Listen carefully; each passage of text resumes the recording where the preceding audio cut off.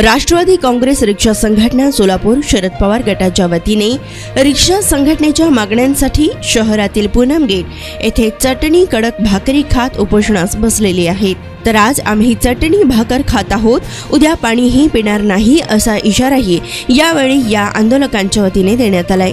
तर केंद्र व राज्य सरकार हे विकास करण्यासाठी कटिबद्ध आहेत, तर मग रिक्षा चालकांचा विकास का होत नाही असा सवाल उपस्थित करत केंद्र व राज्य सरकारने रिक्षा चालकांचाही विकास करावा, जिल्हाधिकाऱ्यांनी रिक्षा चालकांच्या हिताच्या योजना आणाव्यात, तसेच जिल्हाधिकाऱ्यांनी रिक्षा चालकास प्रतिदिन पेट्रोल अथवा गॅस अनुदान पद्धतीने 30 रुपये प्रमाणे प्रतिदिन द्यावेत, अशा विविध मागण्या सरकार पुढे ठेवत लोकप्रधान न्यूज चॅनलशी बोलताना अधिक माहिती दिली। यावेळी उपस्थित जनरल सेक्रेटरी चंद्रकांत पवार, प्रदेश उपाध्यक्ष युवक प्रशांत बाबर, आतिश शिंदे, संस्थापक अध्यक्ष व्ही.डी. गायकवाड, प्राध्यापक राहुल बोळकोटे, गजानन लोणार, सोलापूर शहर व जिल्हा रिक्षा संघटना सचिव राजशेखर पाटील, जिल्हा संघटक राजू शितगणे, वाहतूक शाखा शहराध्यक्ष आदी उपस्थित होते।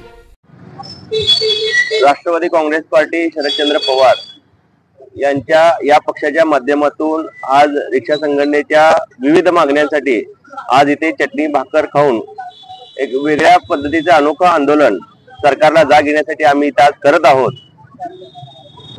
महाराष्ट्रामध्ये तब्बल जवळपास 1 कोटी रिक्षा आहेत आणि या रिक्षा चालकांच्या विविध अडचणी आज प्रचंड प्रमाणात महाराष्ट्रामध्ये मोठ्या प्रमाणात आहेत।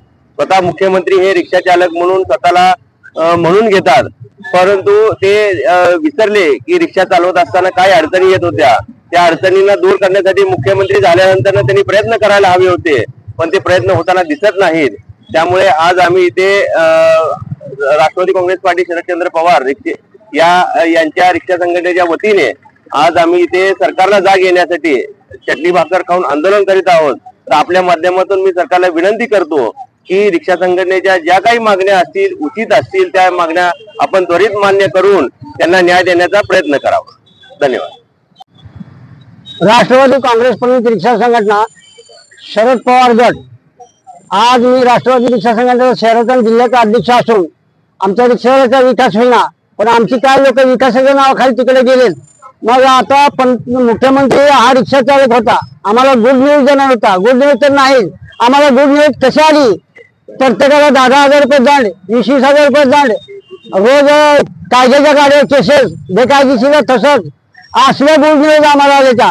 तर आमच्या मागण्या ज्या आहेत त्या राष्ट्र आहेत, त्या मागण्या आमच्या पूर्ण केल्या तर ठीक, नंतर आम्ही येणाऱ्या लोकसभेवर आम्ही बहिष्कार घालणार असून आणि त्याच्या पुढचं आंदोलन असेल आमचं बेमुदत। आता चटणी भाकर तर खातोय, पुन्हा पाणी सुद्धा नाही घेतलं जाणार, असा आम्हाला उपोषण राहील।